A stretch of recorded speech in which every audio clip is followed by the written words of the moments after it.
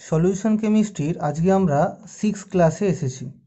এই 6th ক্লাসে আমরা প্রথমে যেটা নিয়ে আলোচনা করব সেটা হলো কোলিগেটিভ প্রপার্টি বা কোলিগেটিভ ধর্ম, যাকে বাংলাতে সংখ্যাগত ধর্ম বা সমাবর্তী ধর্ম বলা হয়।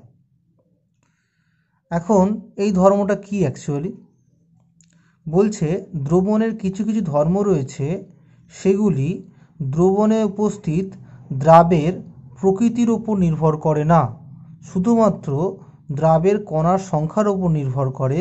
সেই সমস্ত ধর্মকে বলবো আমরা কি, কোলিগেটিভ ধর্ম বা সংখ্যাগত ধর্ম বা সমাবর্তী ধর্ম। তাহলে এইটা কি একটা দ্রবণের ধর্ম? দ্রবণের ধর্ম, ঠিক আছে। কি ধর্ম না, এটা প্রকৃতির উপর নির্ভর করে না, দ্রাবের প্রকৃতির উপর নির্ভর করে না। কার উপর নির্ভর করে? শুধুমাত্র দ্রাবের সংখ্যার উপর নির্ভর করে। দ্রাবের কণার যে কণা রয়েছে, দ্রাবের কণার সংখ্যার উপর নির্ভর করে। তাদেরকে আমরা কি বলবো? কোলিগেটিভ ধর্ম বা সমবর্তী ধর্ম বা সংখ্যাগত ধর্ম। সংখ্যাগত থেকেই বুঝতে পারছো, দেখতে পাচ্ছ যে কণার সংখ্যার উপর নির্ভর করে। এবারে এই ধর্মগুলো কি কি রয়েছে? মোট 4টে ধর্ম রয়েছে, যেই ধর্মগুলিকে আমরা সংখ্যাগত ধর্ম বলতে পারি দ্রবণের। 4টেগুলো কি কি? একটা হচ্ছে তোমার বাষ্পচাপের আপেক্ষিক অবনমন। আপেক্ষিক অবনমন মানে কমে যাওয়া আর কি, আপেক্ষিক বা রিলেটিভ অবনমন। 2 নম্বর কি? 2 নম্বর হচ্ছে স্ফুটনাঙ্কের উন্নয়ন, অর্থাৎ বয়লিং পয়েন্টের কি হয়? বৃদ্ধি পায়।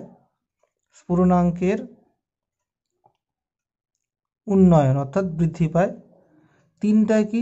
3 নম্বর হচ্ছে যে হিমাঙ্কের অবনমন। হিমাঙ্কের অবনমন। আর 4 নম্বর যেটা হলো সেটা হচ্ছে তোমার হচ্ছে অভিস্রবণ চাপ। এই 4টে ধর্মকে আমরা বলি সংখ্যাগত ধর্ম, কারণ এইগুলি দ্রাবের প্রকৃতির উপর নির্ভর করে না, মানে দ্রবণে উপস্থিত দ্রাবের কণার সংখ্যার উপর নির্ভর করে। এদেরকে বলছি আমরা সংখ্যাগত ধর্ম। এই সংখ্যাগত ধর্ম যখনই আমরা আলোচনা করব, তখন আমরা দেখব যে দ্রবণটা গাঢ় কিনা বা লঘু কিনা। দ্রবণটা যদি লঘু হয়, তার ক্ষেত্রেই তোমার এই 4টে সংখ্যাগত ধর্ম প্রযোজ্য হবে। তাহলে দ্রবণটাকে অবশ্যই কি হতে হবে? লঘু দ্রবণ হতে হবে। গাঢ় দ্রবণের ক্ষেত্রে কিন্তু এটা প্রযোজ্য নয়। গাঢ় দ্রবণের ক্ষেত্রে প্রযোজ্য নয়। এটা কেন প্রযোজ্য নয় সেটা আমি কিছু পরে আলোচনা করছি। এবার বলছে যে এই সংখ্যাগত ধর্ম যে একটা দ্রবণ লঘু দ্রবণ মেনে চলবে, সেই লঘু ধর্ম মেনে চলার জন্য লঘু দ্রবণ যে মেনে চলবে তার জন্য কিছু শর্ত রয়েছে। প্রথম যে শর্ত বলছে কি, যে দ্রাবটা আমরা ইউজ করছি দ্রবণের মধ্যে, সেই দ্রাবটা অবশ্যই কি কি ধর্ম হতে হবে? অনুদ্বায়ী কঠিন হতে হবে। দ্রাবটাকে অনুদ্বায়ী কঠিন হতে হবে। 2 নম্বর হচ্ছে কি না, তড়িৎ অবিশ্লেষ হতে হবে, মানে আয়নে ভেঙে যাবে না দ্রবণের মধ্যে, অবশ্যই এরকম দ্রাব নিতে হবে। অসংযোজিত হতে হবে, মানে কি না, দ্রবণের মধ্যে দিলেই অনেক সময় দেখা যায় দ্রাবকণাগুলো একে অপরের সঙ্গে জুড়ে যেতে পারে, এরকম ধর্ম দেখলে চলবে না। তাহলে অসংযোজিত হতে হবে, মানে যে অবস্থায় মেশাবে সেই অবস্থাতেই থাকবে, ঠিক আছে। এই ধর্মগুলো মেনে চলতে হবে। আর দ্বিতীয় বিষয় কি? দ্বিতীয় বিষয় হচ্ছে যখন তুমি দ্রবণটাকে ঠান্ডা করবে, দ্রবণটাকে ধরো শীতল করছো, শীতল করলে দেখা যাবে যে যখন হিমাঙ্কে পৌঁছাবে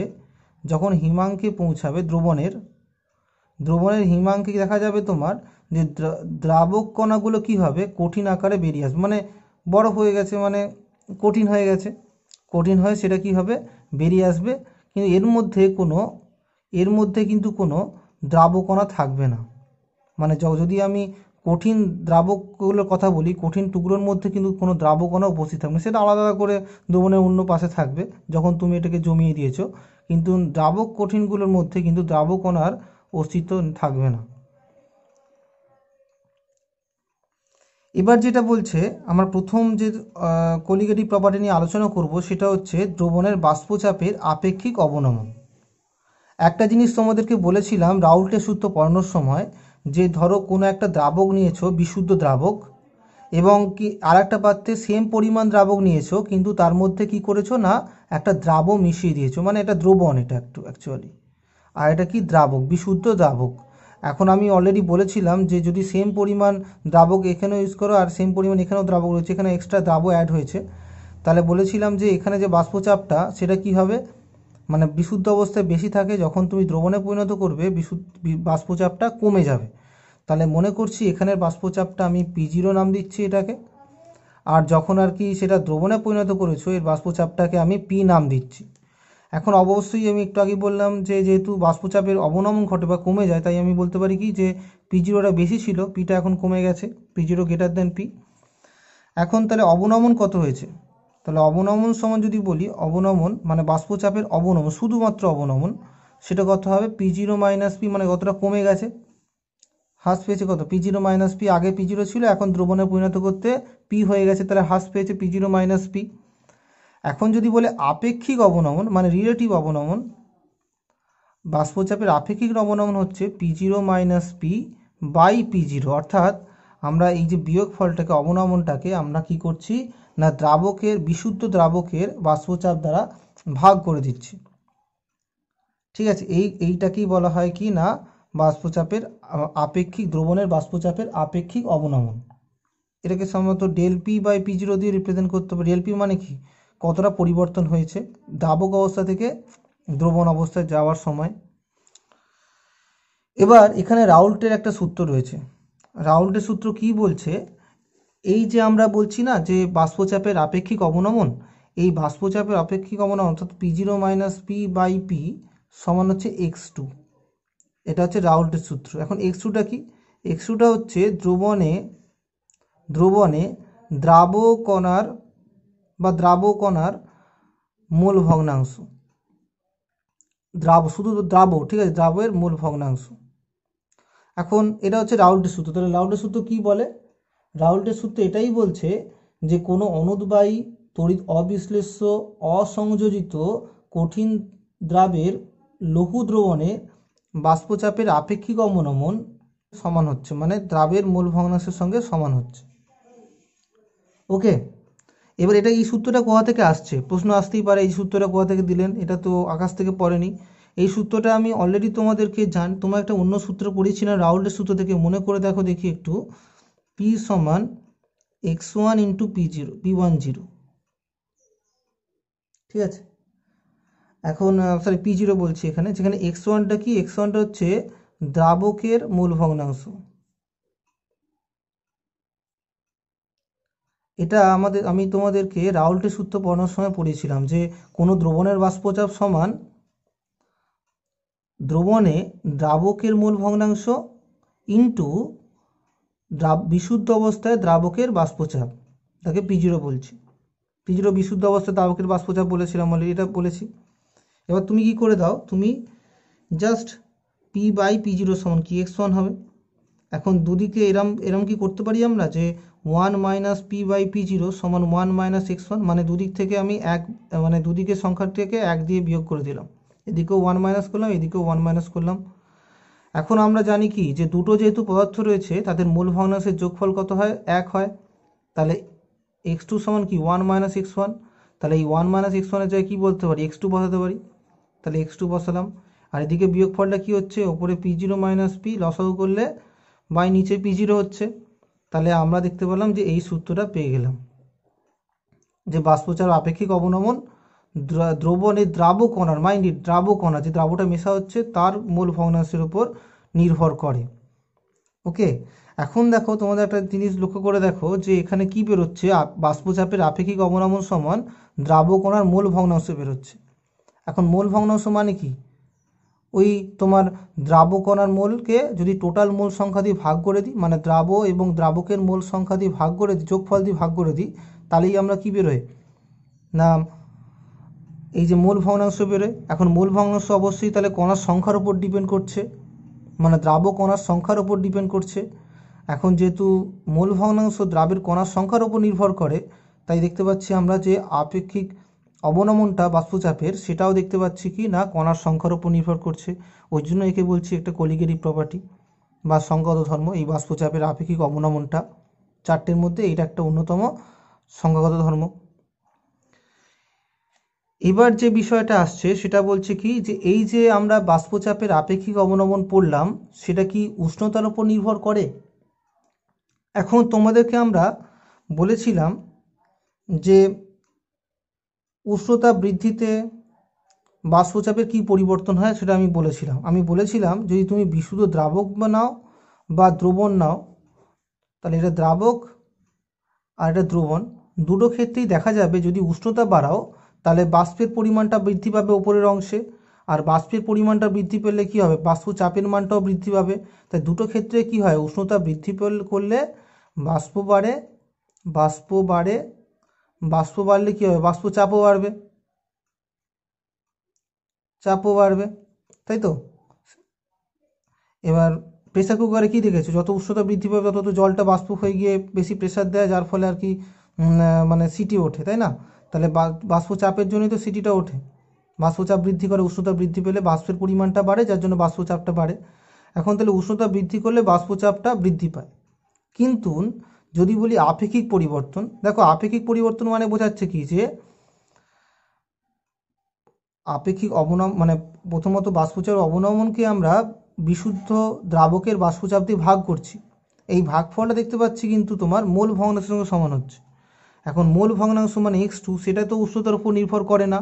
x2 মানে কি বোঝাচ্ছে, দ্রাবের মোল সংখ্যা বাই টোটাল মোল সংখ্যা, মানে দ্রাব এবং দ্রাবকের যোগ করলে যে মোল সংখ্যা হয় সেটা ভাগ করে পাচ্ছি।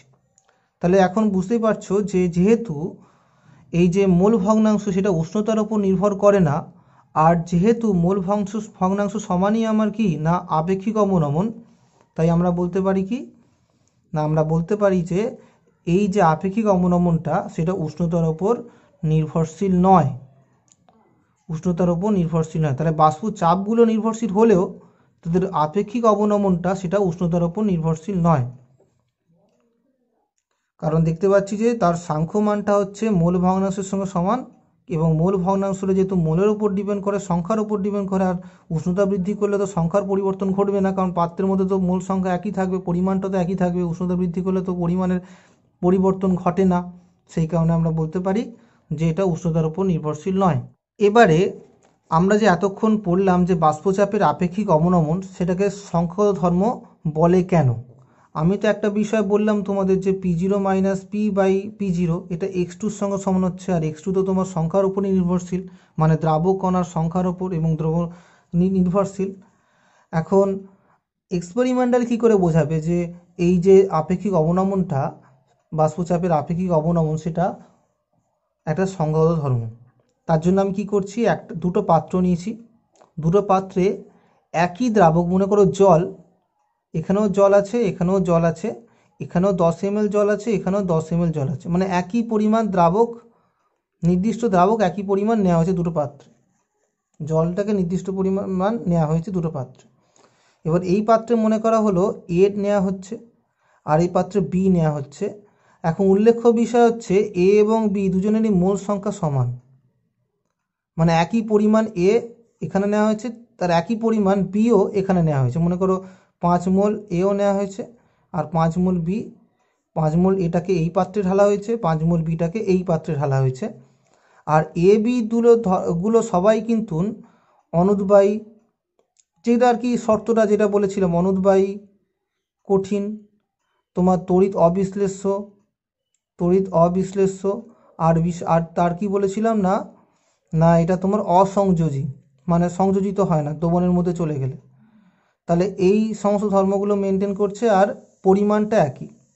এই অবস্থায় দেখা গেল যে এর ক্ষেত্রে যে বাষ্পচাপের অবনমন ঘটলো, মানে মানে এই পাত্রটাতে দ্রবণ তৈরি করার ফলে এই পাত্রটাতে তো একই পরিবর্তন ঘটলো, অর্থাৎ বি মেশানোর ফলে এখানেও যে বাষ্পচাপের অবনমন ঘটলো, মানে এ মেশানোর ফলে এখানে বি মেশানোর ফলে একই পরিমাণ বাষ্পচাপের অবনমন ঘটলো। তার কারণে বলতে পারি আমরা যে এটা দেখো অন্য অন্য পদার্থ মিশিয়েছিলে কিন্তু পরিমাণটা একই নিয়েছিলে, আর পরিমাণটা একই নেবার কারণে পরিবর্তনটা অর্থাৎ বাষ্পচাপের অবনমনটাও একই পরিমাণই ঘটেছে। তাই আমরা বলতে পারি যে এটা একটা সংখ্যাগত ধর্ম। কি, বাষ্পচাপের আপেক্ষিক অবনমনটা একটা সংখ্যাগত ধর্ম। এবার এই সংখ্যাগত ধর্মের এই বাষ্পচাপের আপেক্ষিক অবনমনের একটা গুরুত্ব হচ্ছে এর সাহায্যে আমরা দ্রাবের আণবিক গুরুত্ব নির্ণয় করতে পারি। এটা আবার কি? মনে করো আমি একটা পাত্র নিয়েছি, এই পাত্রের মধ্যে একটা দ্রাবক আছে। তুমি কি করলে, দ্রাবকটা মনে করো জল তুমি জানো এবং জলের পরিমাণটাও তুমি জানা আছে। মনে করো 10 ml জল নিয়েছো, সাপোজ বলছি 10 ml মানে এত আয়তনের জল নিয়েছো। এবার এর মধ্যে তুমি কি কর, তোমাকে একটা আননোন মানে অজানা কোনো দ্রাব মিশিয়ে দিয়েছে। এবারে তোমাকে বলে দিয়েছে যে যখন বিশুদ্ধ জল ছিল তখন একটা প্রেসার P0 দিয়ে দিয়েছিল, আর যখন দ্রবণের মধ্যে মানে ওই যে জলের মধ্যে অজানা দ্রাবটা মেশানো হলো তখন বাষ্পচাপ কত হচ্ছে সেটাও বলে দিয়েছে। তাহলে এইগুলো তোমার যদি দেওয়া থাকে আর দ্রাবের পরিমাণটা মনে করো অজানা দ্রাব মনে করো 5 মোল, মনে করো 50 গ্রাম মিশানো হয়েছে, সাপোজ বলছি। তাহলে এরকমভাবে দেয়া থাকলে তুমি কি করবে, তুমি সহজেই দ্রাবের আণবিক ভরটা বার করতে পারবে। আর দ্রাবের আণবিক ভর বার করা মানে কি, আণবিক ভর বার করলে তো তুমি কি দ্রাবটা মেশাচ্ছ সেটা বুঝতে পারবে। আমি একটু পরে ডিটেলসে আলোচনা করছি, এরপরে অঙ্ক করলে সহজেই বুঝতে পেরে যাবে, যেটা আমি একটু পরেই করছি। দেখো আমি মনে করছি যে একটা পাত্রের মধ্যে W1 গ্রাম দ্রাবক নিয়েছো, যার কিনা আবার আণবিক ভর M1, আর ওই পাত্রের মধ্যেই আবার তুমি কি করেছো না একটা দ্রাব মিশিয়েছো যার পরিমাণ W2 গ্রাম এবং মানে W2 গ্রাম দ্রাব এবং যার আণবিক ভর মনে করেছো M2। ওকে, তাহলে যদি বলা হয় এখানে যে দ্রাবের মোল সংখ্যা, তাহলে মোল সংখ্যা তাকে N2 দিয়ে রিপ্রেজেন্ট করছি, যেটা হচ্ছে তোমার W2/M2। এখন দ্রাবকের মূল সংখ্যা তাহলে তাকে N1 দিয়ে রিপ্রেজেন্ট করছি, যেটা হচ্ছে W1/M1। এখন x2 মানে কি না দ্রাবের মোল ভগ্নাংশ, দ্রাবের মোল ভগ্নাংশ, দ্রাবের মোল ভগ্নাংশ x2 সমান কি আছে না N2/N1 প্লাস N2। ওকে, তাহলে আমি লিখতে পারি কি, যে আমরা লিখতে পারি যে আপেক্ষিক অবনমন P0 মাইনাস P0 একটু আগে বললাম বাই P0 সমান হচ্ছে x2 লিখেছি, সমান N2/N1 প্লাস N2। এটা তো নর্মাল জানা আছে, মূল ভগ্নাংশ মানে কি, দ্রাবের মূল ভগ্নাংশ মানে দ্রাবের মূল সংখ্যা বাই টোটাল মূল সংখ্যা। ওকে, এবার আমরা কি করছি, এখানে একটা ক্রাইটেরিয়া দিয়েছে যে দ্রাবের গাঢ়ত্ব কম হলে, দ্রাবের গাঢ়ত্ব কম হলে মানে কি, দ্রাবের গাঢ়ত্ব কম হওয়া মানে দ্রাবের পরিমাণটাও কম হওয়া। আর পরিমাণটা কম হলে কি হবে, আমি যখন আর কি এখানে N1 প্লাস N2 লিখছি, N1টা অনেক বড় আর দ্রাবের পরিমাণ কম বলছে মানে কি N2টা অনেক ছোট, কারণ N2 মানে কি দ্রাবের মূল সংখ্যা। তাহলে আমি কি করতে পারি এখানে যে N2/N1 লিখতে পারি শুধুমাত্র, অর্থাৎ এখানে N1 প্লাস N2-র জায়গাতে অলমোস্ট N1 লিখতে পারি, কারণ আমি অলরেডি বলেছি যে N2টা অনেক কম নিয়েছি, দ্রাবেটা অনেক কম নিয়েছি, গাঢ়ত্বটা অনেক কম নিয়েছি, সেই কারণে বলতে পারি। তাহলে এটা হচ্ছে P0 মাইনাস P/P0 সমান হচ্ছে N2/N1। এবার আমরা কি করছি না, আমরা তো অলরেডি জানি N2 মানে কি W2/M2, তাহলে W2/M2 আর এখানে W1/M1, P0/P/P0। এখান থেকে কি বার করতে হবে আমাকে, এখানে বার করতে হবে দ্রাবের আণবিক ভরটা, অর্থাৎ দ্রাবের মানে কি M2টা বার করতে হবে। যাই হোক, তাহলে কি লিখতে পারি এখানে বলো, এখানে লিখতে পারি P0 মাইনাস P/P0 সমান W2M1/M2W1। অতএব M2 সমান কত হবে W2M1/W1 ইন্টু P0/P-P0, মানে ঘুরিয়ে লিখছি, এটা এদিকে নামিয়ে দিয়েছি আর এই যে M2টাকে ওপরের দিকে উঠে দিয়েছি, দেখো নর্মাল সমীকরণের নিয়ম। তাহলে এখান থেকে আমি একটা এক্সপ্রেশন পাচ্ছি।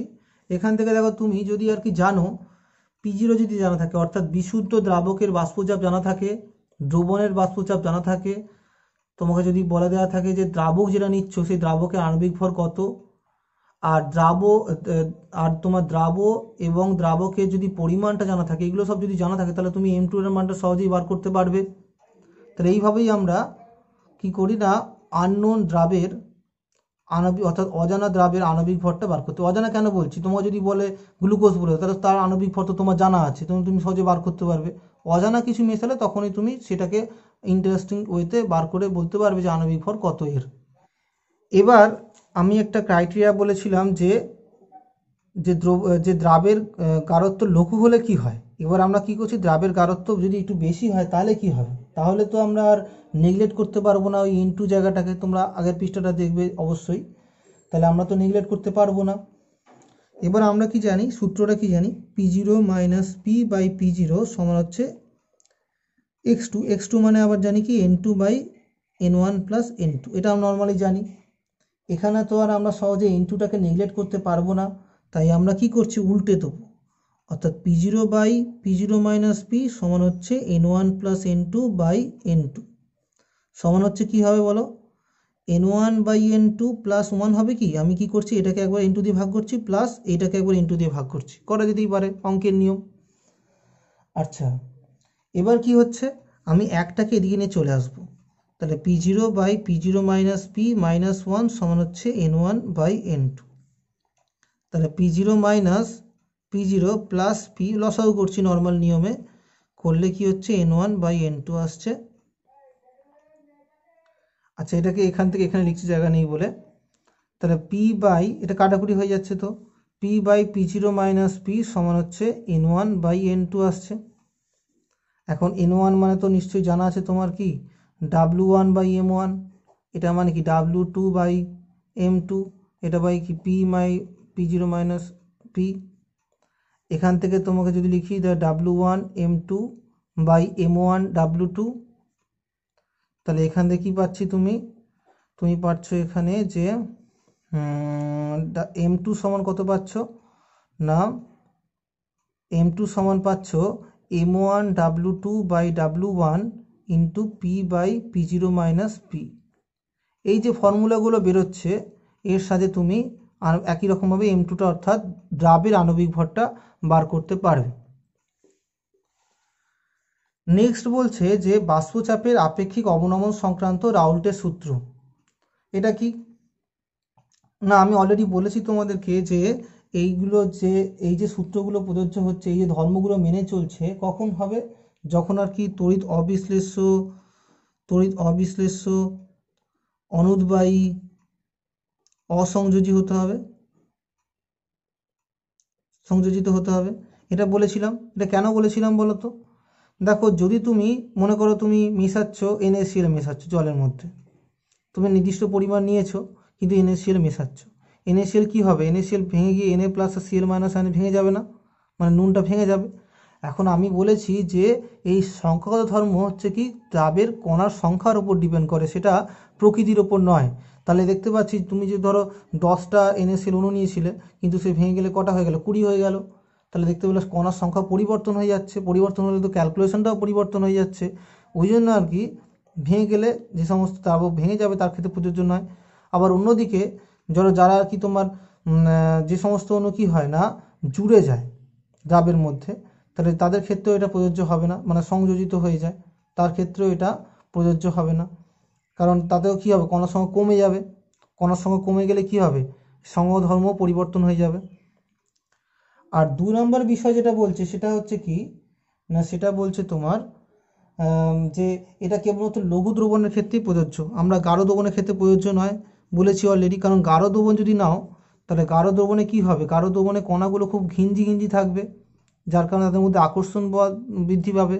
আর আকর্ষণ বৃদ্ধি পেলে কি হবে না, তাদের ধর্মগুলো মানে আকর্ষণ বৃদ্ধি পেলে তাদের কি আর ওই আদর্শ দ্রবণ ধর্মটা মেনে চলবে, করবে না। তার কারণে সে কি করবে না, আদর্শ দ্রবণের যে ক্রাইটেরিয়া সেখান থেকেই বিচ্যুত হবে, তাই আর কি তারা এই সংকর ধর্ম মেনে চলবে না, তাই সেটা লঘু দ্রবণের ক্ষেত্রেই প্রযোজ্য হবে। আমরা এবার কিছু ম্যাথামেটিক্যাল প্রবলেম নিয়ে আলোচনা করি। প্রথম অঙ্কটা কি দিয়েছে দেখো, যে 20 ডিগ্রি সেন্টিগ্রেড উষ্ণতায় বিশুদ্ধ জলের বাষ্পচাপ দিয়ে দিয়েছে 17.51 mmHg পারস্তম্ভের চাপ। সম উষ্ণতায় চিনির একটি জলীয় দ্রবণের বাষ্পচাপের অবনমন ঘটে যখন চিনি মিশিয়ে দিয়েছে জলের মধ্যে, তখন আর কি বাষ্পচাপের কত পরিমাণ কমে যায়? 0.0614 mmHg। তাহলে গণনা করো দ্রবণের বাষ্পচাপের আপেক্ষিক অবনমন, দ্রবণের বাষ্পচাপ আর দ্রবণের জলের মোল ভগ্নাংশ। কী করে বার করবে? দেখো এখানে আমাকে দিয়ে দিয়েছে কি, P0 মানটা দিয়ে দিয়েছে, অর্থাৎ বিশুদ্ধ জলের বাষ্পচাপটা দিয়ে দিয়েছে কত? 17.51 mmHg। আর তোমাকে দিয়ে দিয়েছে যা অবনমনটা দিয়ে দিয়েছে, আপেক্ষিক অবনমন নয়, শুধু অবনমন দিয়ে দিয়েছে, অর্থাৎ P0 - P কতটা কমেছে? 0.0614 mmHg দিয়ে দিয়েছে। তাহলে তুমি অবশ্যই আপেক্ষিক অবনমনটা পেয়ে যাবে, মানে P0 - P/P0 করতে হবে, অর্থাৎ 0.0614কে ভাগ করতে হবে 17.5 দিয়ে 1 দিয়ে। এই ভ্যালুটা কত হয় তোমরা ক্যালকুলেশন করে কমেন্টে জানাও। ওকে, নেক্সট যেটা বলছে এখানে কি না, আমাকে বলেছে যে দ্রবণের বাষ্পচাপ কত। এখন দেখো আমরা জানি কি, এখানে দিয়ে দিয়েছে P0 - P সমান 0.0614। তাহলে দ্রবণের বাষ্পচাপ মানে কি পিটা, আর বিশুদ্ধ দ্রাবকের বাষ্পচাপ মানে কি P0। তাহলে P সমান কত হবে?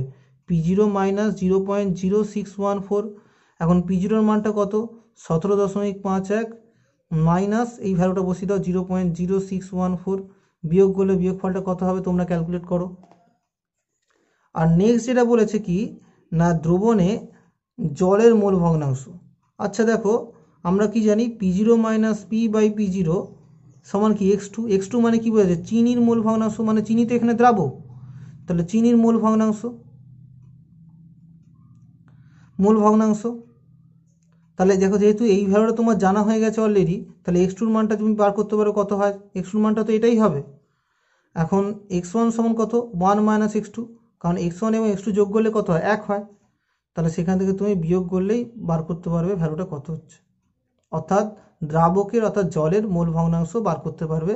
সেটাও কমেন্টের সাহায্যে জানাও যে কত ভ্যালু আসছে। আর বলছে যে একটি অনুদ্বায়ী দ্রাবের 12.12% ওয়েট বাই ওয়েট জলীয় দ্রবণের বাষ্পচাপ দিয়ে দিয়েছে 100 ডিগ্রি সেন্টিগ্রেড উষ্ণতায় এত, অর্থাৎ 746.6 mmHg হলে দ্রাবের আণবিক ভরটা বার করতে হবে। দেখো এখানে কি দিয়েছে? জল দিয়ে দিয়েছে, জলীয় দ্রবণ, কিন্তু কি যে দ্রাবক মিশিয়েছো সেটা তো বলেনি। তাহলে তোমাকে এখানে আণবিক ভরটা সেখান থেকে বার করতে হবে। এটা করার জন্য কি, দেখো আমাকে একটা অপশান দিয়েছে যে এর গাঢ়ত্ব হচ্ছে 12.2% W/W। এটা মানে কি বোঝাচ্ছে? এটা মানে বোঝাচ্ছে যে 100 গ্রাম দ্রবণে কত রয়েছে? দ্রাব রয়েছে 12.2 গ্রাম। তাহলে দ্রাব যদি এত থাকে তাহলে দ্রাবক কত? না দ্রাবক মানে কি অ্যাকচুয়ালি এখানে জল, সেটা কত? টোটাল দ্রবণের ওয়েটটা তো এত 100, তার মধ্যে দ্রাব রয়েছে এত, তাহলে দ্রাবক কত রয়েছে? 100 থেকে বাদ দিলে হয়ে যাবে। তাহলে বাদ দিলে বিয়োগ করলে ভ্যালুটা যেটা হবে সেটা 7.8 এরকম একটা কিছু হবে ভ্যালুটা। এবার তোমাকে যদি কেউ বলে যে দ্রাবের মোল সংখ্যা কত, এখন মনে করছি আমরা দ্রাবের আণবিক ভর সমান হচ্ছে m2 মনে করছি। আর দ্রাবকেরটা তো জানা আছে, দ্রাবকের আণবিক ভর কত, সেটা তো জলের ক্ষেত্রে কত হয়? 18 হয়। অতএব n1 সমান কত? এখানে অ্যাকচুয়ালি n1 মানে কি বোঝাচ্ছে? দ্রাবের মোল সংখ্যা। দ্রাবের মোল সংখ্যা কত? দ্রাবের মোল সংখ্যা হচ্ছে 12.2, যে পরিমাণটা ছিল তাকে ভাগ করলে তার আণবিক ভর দিয়ে তাহলে হয়ে গেল। আচ্ছা n2 সমান দ্রাবের মোল সংখ্যা, ঠিক আছে। আর n1 সমান কত? দ্রাবকের মোল সংখ্যা, সেটা কত? এই যে এইটাকে মানে পরিমাণটাকে ভাগ করছো 18 দিয়ে, ভাগ করলে কত হচ্ছে? ভাগফলটা যেটা হবে সেটা হলো 4.877 মোল। তাহলে আমরা কি জানি? আমরা জানি যে P0 - P/P0 সমান সেটা x2। x2 মানে আবার জানি n2/n1 + n2। এখন আমাকে দিয়ে দিয়েছে কি না, বিশুদ্ধ এই যখন দ্রবণটা করেছে দ্রবণের সেই বাষ্পচাপের এত বলেছে কি না, এত বাষ্পচাপ বলেছে দ্রবণের। তাহলে আমাকে কী দিয়ে দিয়েছে অ্যাকচুয়ালি, আমাকে দিয়ে দিয়েছে পিটা দিয়ে দিয়েছে। তাহলে পি এর মানটা বসিয়ে দিচ্ছি। তাহলে পি সমান এখানে দিয়েছে কত না 746.6 mmHg। আচ্ছা P0 কত হয়, দেখো P0 এখানে 100°C উষ্ণতা বলেছে, তার মানেই বুঝতে পারবে যে P0 এর মানটা হবে 1 অ্যাটমসফেরিক প্রেশার, মানে 760 mmHg। কেন বলো তো, কারণ আমরা জানি জল 100°C উষ্ণতা তখনই ফুটবে যখন আর কি প্রেশারটা, বায়ুমণ্ডলীয় চাপটা, সেটা তোমার হচ্ছে কত হবে 1 atm বা 760 mmHg হবে। তাহলে আমরা কি করব, এই 760 বসিয়ে দেবো এখানে, মাইনাস পি এর মানটা কত 746.6 বসিয়ে দেবো বাই 700, আচ্ছা P0 হবে এটা, P0 এর মানটা কত 760, সেটা সমান হচ্ছে N2 এর মানটা কত বেরিয়েছে 12.2 বাই M2 বাই তোমার হচ্ছে যে 4.877 প্লাস 12.2 বাই M2। তাহলে আশা করা যায় তোমরা এখান থেকে M2 এর মানটা ক্যালকুলেট করতে পারবে, তাই তো? খুবই ইজি ব্যাপার। কি করবে, এখানে লসাগু করবে, লসাগু করলে কী হবে, নিচে নিচে M2 কেটে যাবে, এখানে একটা M2 চলে আসবে, তাহলে সহজেই তোমরা M2 এর মানটা বার করতে পারবে। এই বার করে আমাকে কমেন্টে জানাও যে এখানে আণবিক ভরটা কত হচ্ছে, ঠিক আছে? ওকে, আজকে এখান পর্যন্ত থাক, পরের দিন আমরা অন্য একটা সংগত ধর্ম নিয়ে আলোচনা করব।